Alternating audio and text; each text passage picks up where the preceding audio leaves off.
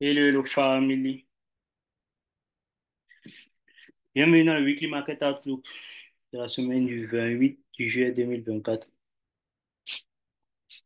Déjà, pour le début de cette semaine, nous allons clôturer le mois de juillet. Je pense que nous allons clôturer le mois de juillet, c'est soit lundi, mardi ou mercredi. On va clôturer le mois de juillet. Donc, la bougie de juillet du mois de juillet est déjà carrément formée. Vous voyez clairement ici avec moi, pour ceux qui trade ICT, vous voyez cette zone-ci. Cette dernière bougie baissière-ci, c'est ce qu'on appelle un bullish order block. Ça veut dire, s'il faut faire ça de manière basique, ça c'est carrément une zone de support. Nous, on a pris le previous monthly low, on est tombé dans le bullish order block, d'accord? On est tombé dans le monthly bullish order block sur le DXY. La bougie du mois est déjà, nous sommes déjà pratiquement la dernière semaine, il manque juste 2 jours, donc ça ne sert à rien de se concentrer sur le mois là maintenant. On va terminer le mois et on va commencer un début du nouveau mois. Mais déjà, ce qu'il faut savoir, c'est que dans le monthly time frame sur le DXY, on est dans une zone de support. Le prix a rejeté là, vous voyez clairement les trois bougies. Si vous regardez ces trois bougies là, il y a un rejet et on a un niveau de support psychologique encore, le 104,000 là. Il y a un niveau de support psychologique ici, 104,000. D'accord. Donc, c'est un niveau en suivi en lower time frame. Je pense que sur l'euro USD, c'est pareil. Sur l'euro USD, si vous regardez ici, ça c'est un bearish monthly order block. Ça veut dire que toute cette zone-ci est considérée comme une zone de résistance. Et si vous regardez tout le price action des bougies dans cette zone-là, vous allez voir qu'il n'y a rien que des mèches ici. Regardez les mèches là. Vous voyez toutes ces bougies, sinon il y a les mèches là. C'est ce niveau-ci qu'on est en train de respecter. Cette bougie, cette dernière bougie aussi ici. Pour ceux qui traitent ICT, vous savez que ça, c'est un bearish order block. Ce qu'on appelle un bearish order block. Monthly bearish order block. Pendant ce mois, on a eu à prendre le previous monthly high, la liquidité du monthly time frame du mois, parce qu'on a eu à prendre ça, cette liquidité-là. Hmm? OK. On garde ça en vue. Allons en weekly time frame. En weekly time frame, déjà, commençons avec le DSY. En weekly time frame, déjà, ce que vous devez savoir, si j'enlève toutes ces schématisations qu'il y a eu, moi, c'est dans ICTC, je vois clairement ici, premièrement, qu'il y a un fair value gap ici. Regardez toutes ces trois bougies baissières ici. C'est tout un bullish order block sur ICT, d'accord? Pour ceux qui traitent ICT, ça, c'est tout un bullish order block. Donc, c'est carrément une zone de support que le prix est actuellement dedans. S'il faut décortiquer, vous voyez que ici il y a ce fair value gap, c'est ce vide de liquidité-ci. Si on veut raffiner encore la zone de support, on peut remettre ça comme ça. La zone de support, clairement, ici, à être raffinée, voici la zone de support. Si on veut raffiner ça, avec ce fair value gap-ci. Donc, vous voyez clairement que le prix est dans cette zone-là. Et depuis, on a des mèches dans cette zone-là. La bougie de la semaine passée a clôturé haussière. Cette bougie n'a même pas pu aller en dessous de ça. Donc, c'est en train de montrer qu'on est en train de respecter la zone-ci, d'accord, en weekly time frame. La zone-ci est en train d'être respectée sur le DSY.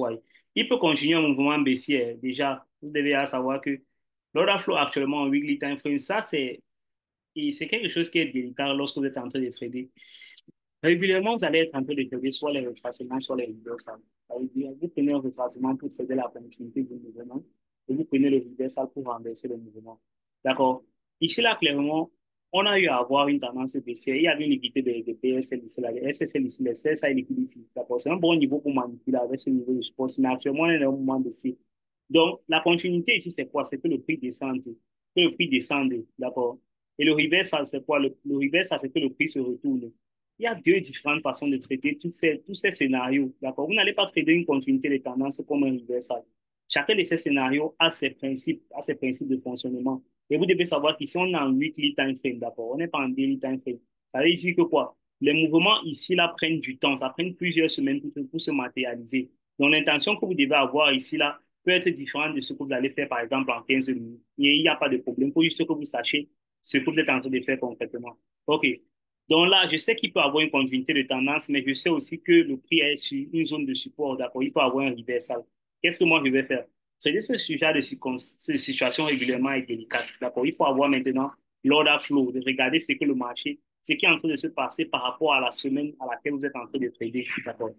Parce que même si vous êtes en début de semaine et que vous avez une hypothèse et que ça ne se passe pas comme prévu pendant la semaine, vous pouvez changer clairement le direction à bas, surtout si vous savez ce que le prix veut faire, d'accord? Ok, déjà ici, là, sur l'euro USD, clairement, je vais enlever tous ces détails-là. Vous voyez ici, premièrement, on avait cette zone-ci, d'accord, c'était un gap. Le prix, vous voyez la clôture de cette bougie, sinon l'ouverture de la bougie suivante n'a pas ouvert à la clôture ici. C'est ce qu'on appelle un gap ici. Ça veut dire, c'est une zone d'éventuel support ou résistance, d'accord, que le prix va prendre en considération parce que dans cette zone-là, il y a eu un déséquilibre, en fait, ce qu'on appelle inefficiency en anglais. D'accord? Il y a eu un déséquilibre ici de distribution. Donc, une fois la zone de résistance a été franchie, elle devient une zone de support. Donc, pour un mouvement haussier ici, ça, c'est une très bonne zone à suivre. C'est pourquoi vous voyez ça là. Ça veut dire on peut toujours venir ici comme ça et faire un reversal haussier. D'accord? Mais là, c'est du point de vue du weekly time frame. D'accord? Là, c'est du point de vue du weekly time frame. Nous sommes encore en weekly. Ça peut bien revenir jusqu'ici à aller comme ça, d'accord. Mais ça ne va pas se faire en une semaine, ça va se faire en plusieurs semaines. Pour ceux qui traitent le weekly time frame, ils vont se concentrer sur ça. Moi, ce n'est pas ce qui m'intéresse, d'accord. Moi, je veux avoir une journée, je veux savoir le directional bar de la journée. Regardez le vide de liquidité ici. Actuellement, on est encore sur une zone de support aussi qui peut traverser et venir plus bas. Tu ne sais pas quelle zone va arrêter ça. Mais au moins, ce l'order flow de la semaine pourra te donner ça, d'accord. On a eu à prendre le previous monthly high ici. Hmm? D'ailleurs, on a pris la liquidité ici. D'accord. Allons sur le DXY et allons en daily time frame. On descend, on a eu à voir ce qui se passe en weekly time frame. Maintenant, maintenant que vous savez déjà, je vais aller cette zone-ci. Vous savez déjà, regardez clairement cet order block-ci. D'accord. Ça, c'est clairement une zone de support en daily time frame. C'est une zone de support en daily time frame.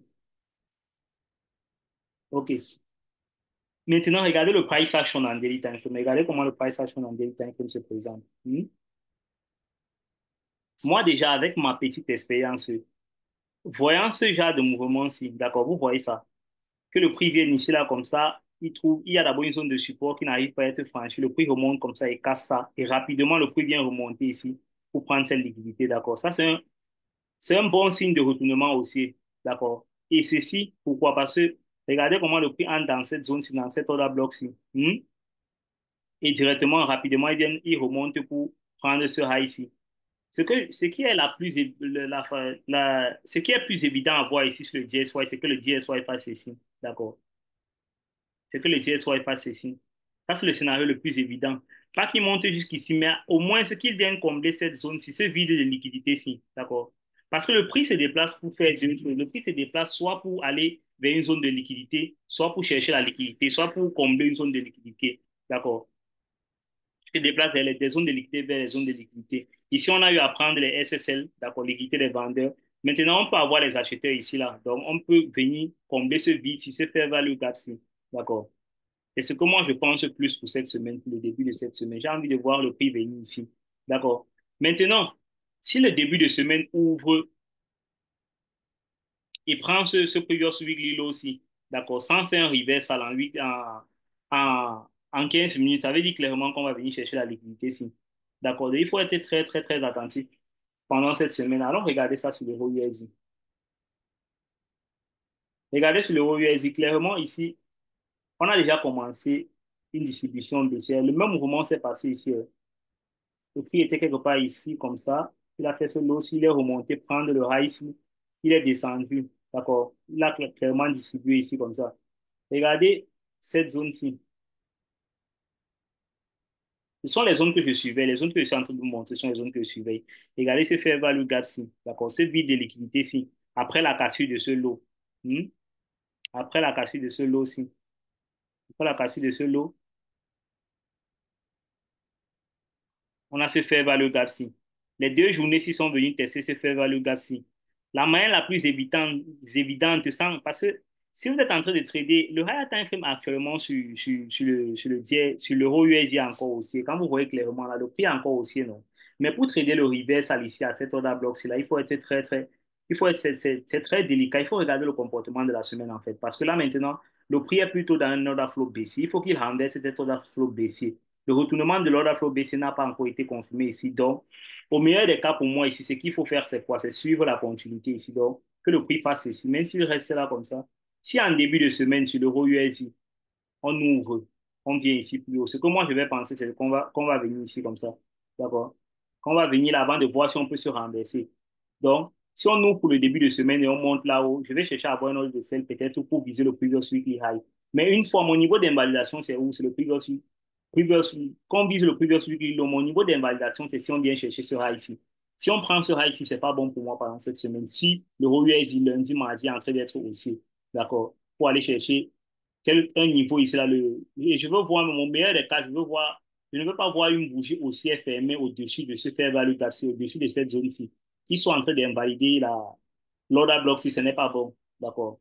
Ça veut dire, l'invalidation, clairement, c'est ce high ici pour la semaine-ci. Pour les ordres baissiers, d'accord. Moi, je parle pour le sens baissier. Ça veut dire que n'importe où ici, là, je vais penser à vendre, d'accord, en début de semaine.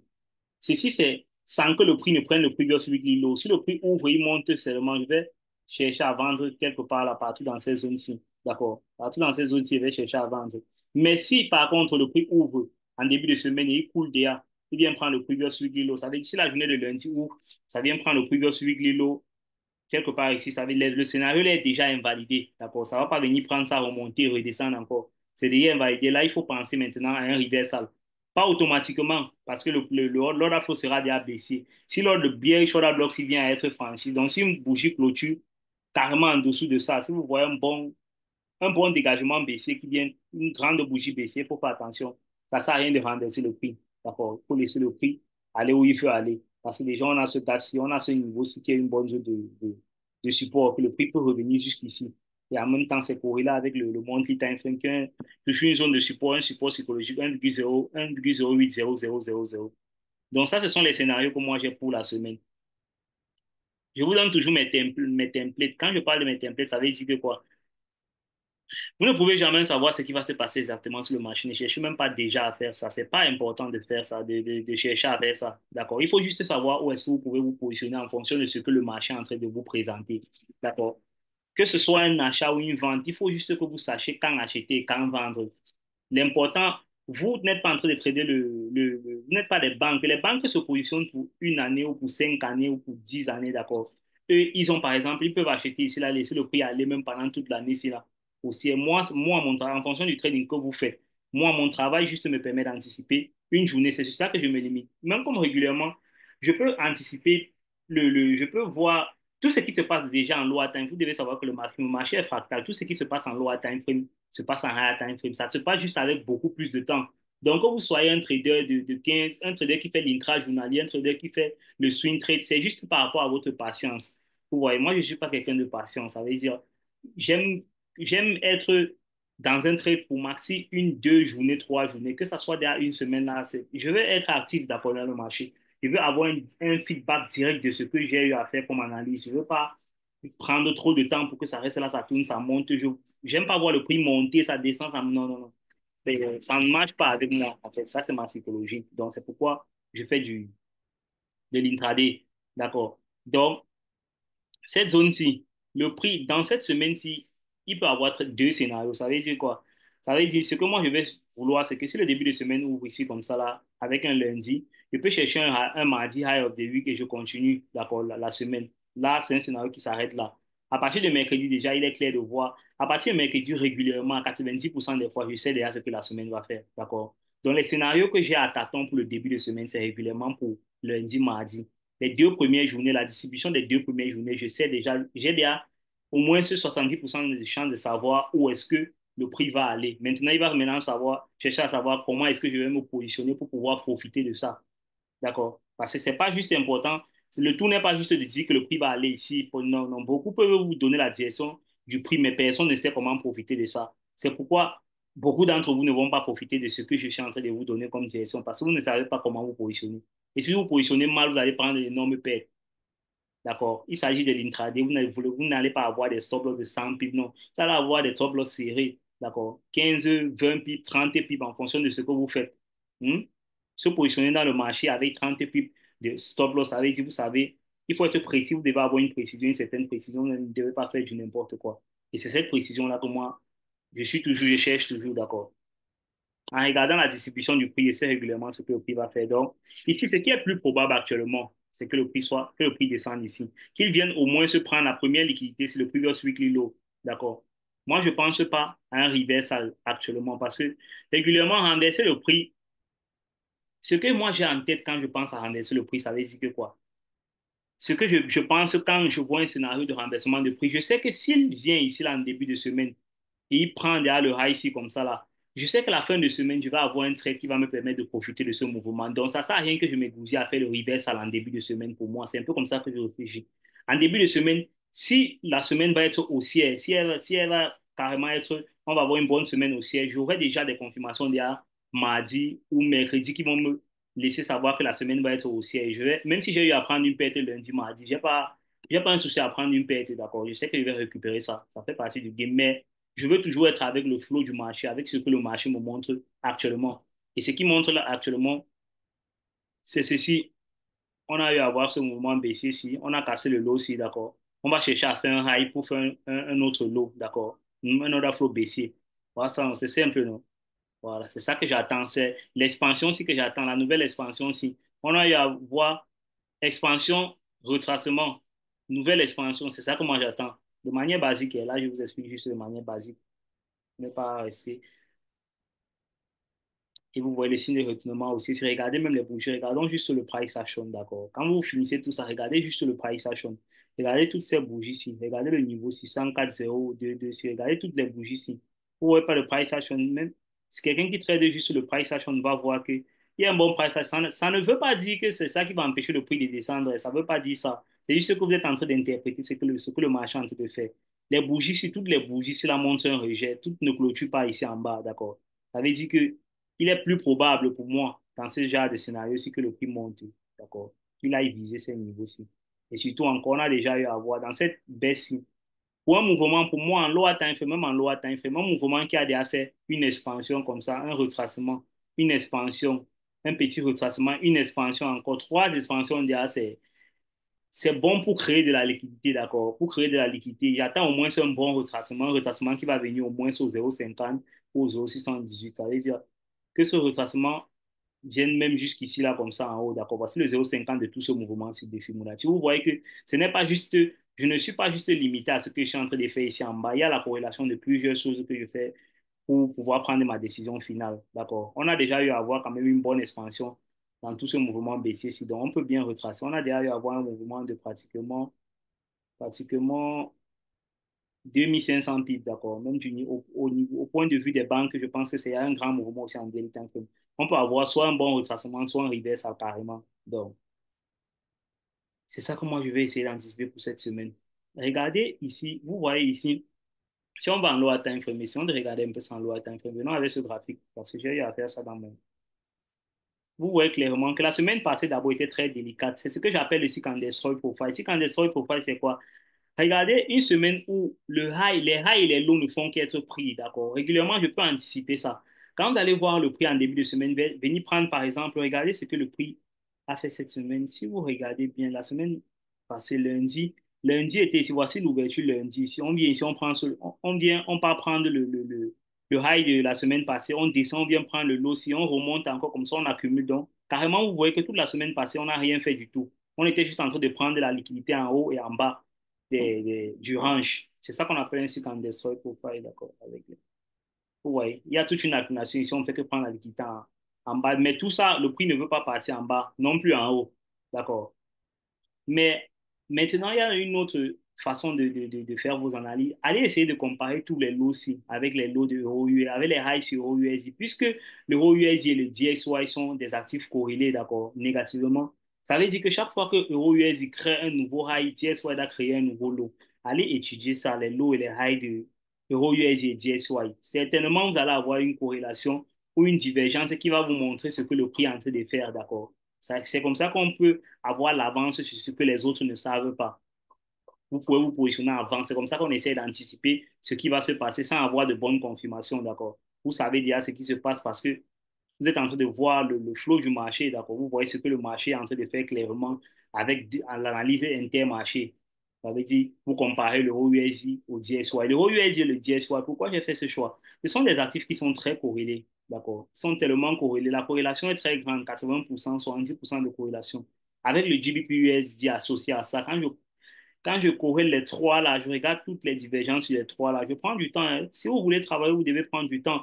Vous devez consacrer du temps pour faire des analyses régulièrement. Quand je viens faire une analyse là, je peux dire ça à la hâte parce que je veux régulièrement pas prendre beaucoup de temps à faire une analyse. Je veux pas une vidéo de 30 minutes parce que les gens ne vont pas rester là à voir les vidéos de 30 minutes. Je veux de le directional bias clairement et clôturer la vidéo. Mais après ça, moi, je travaille beaucoup. Tous ces actifs, voilà ma watch list ici, là. D'accord? Voici le goal. Je surveille le goal. En daily time, vous allez voir tous ces actifs ont un sens que j'ai donné pour la semaine, d'accord? Que je suis en train de suivre régulièrement. Je les surveille puisque ce sont des actifs corrélés. Si le goal descend, ça veut dire que le DSY va monter. Donc, clairement, je suis en train de voir le gold descendre ici, venir quelque part ici. Mais le niveau d'invalidation, c'est ce niveau-ci, d'accord? S'il va d'ailleurs plus haut que ce niveau-ci, je le pense peut être. Je vais reset, d'accord? Je dois reset, refaire encore une analyse. Mais avant ça, je veux le voir venir en bas. L'USI 4, lui, il est très haussier depuis, d'accord? Lui, la ligne des jours aussi, allons un peu le voir en daily time frame. Il est en train d'aligner les jours aussi clairement. Vous voyez les corrélés positivement avec le DSY. Donc, voir le DSY aussi, c'est pas un problème, c'est une bonne corrélation. Le NZDD est carrément violemment baissier, d'accord? Très violemment baissier, même il a des successions de jours baissiers.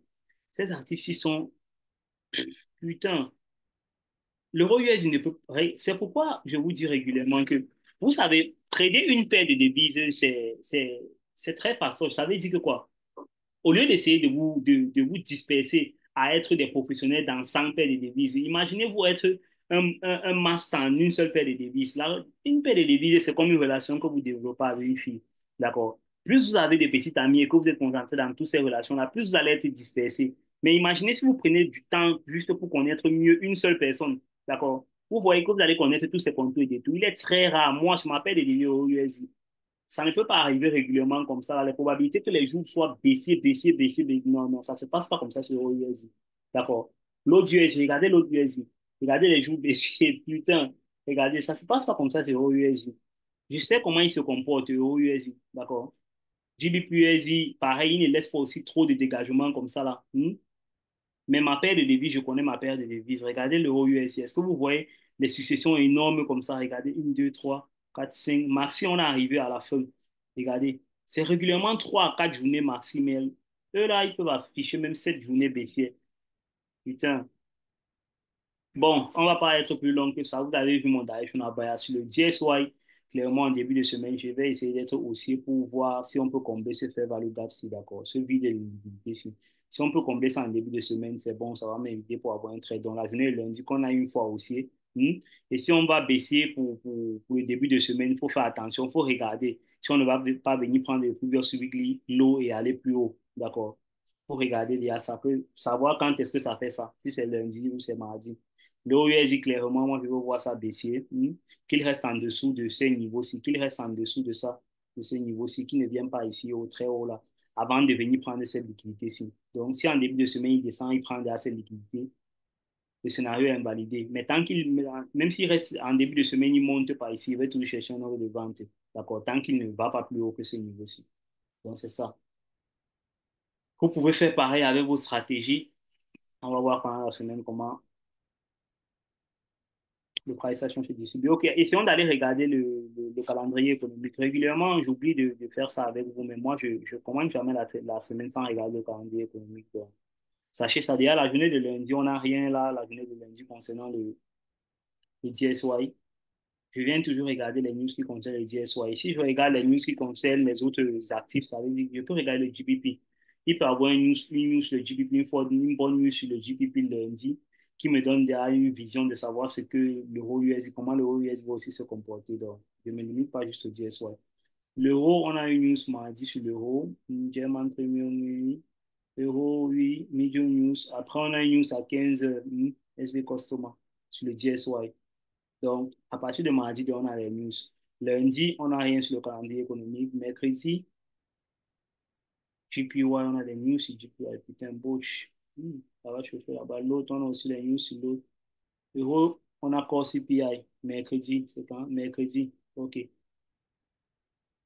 19, on a Federal Fund Rate. On a les Fund Rate de la semaine, c'est mercredi. Vous savez que ça va être une semaine très, très, très mouvementée. Il faut faire très attention à cette semaine. Jeudi, jeudi, GBP, on a BO, la banque. On a GBP, on a USD, on a Employment Claim.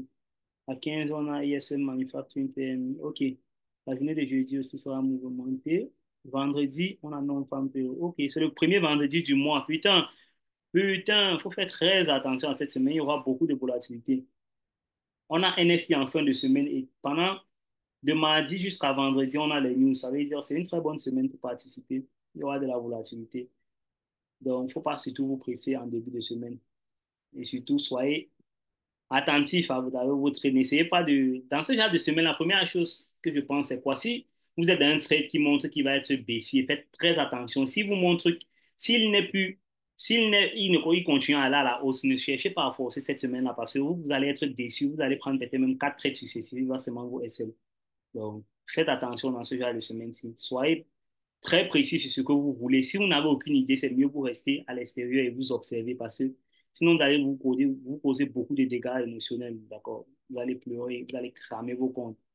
Vous allez prendre un ordre de bail là maintenant, le prix va vous SL après, vous allez prendre un ordre de sel, le prix va vous SL. Allez le vous retrouver en train de faire du n'importe quoi. Ok, it was your mentor. On se retrouve pendant la semaine pour voir la distribution du prix et les résultats de fin de semaine. It was your mentor, Optimist Sniper. Quelqu'un a des questions? Vous avez des questions? Kevin, Nono, Marius, vous avez des questions? Non, Sniper, c'est bon, c'est bon. C'est très clair d'ailleurs. Donc, merci déjà pour le décortiquage, si je peux dire ainsi. Vous Ça avez fait quand toujours même, un plaisir de te suivre, hein. Merci beaucoup. vous avez quand même compris quelque chose. Oui, oui, bien sûr, comme toujours. Comme toujours. C'est vrai que c'est la même. Comme je vous ai dit la première fois quand je suivais vos Weekly Michael, j'avais ce problème de vocabulaire, mais je suis en train de m'adapter déjà. Et ça évolue de toutes les façons, ça évolue grandement. Donc, comme je disais, c'est toujours un grand plaisir de vous suivre et de m'adapter à votre stratégie. Je pense que je verrai dans quelle mesure peut-être faire une formation spéciale avec vous. C'est vrai que ce sont les moyens qui me manquent présentement, mais je pense que je vous contacterai dès que possible. Pas de souci, mon frère, pas de souci. Déjà, j'essaye régulièrement, d'accord. Là, hey, putain. Vous voyez toujours le space. La raison pour laquelle moi, Oui, tout est visible.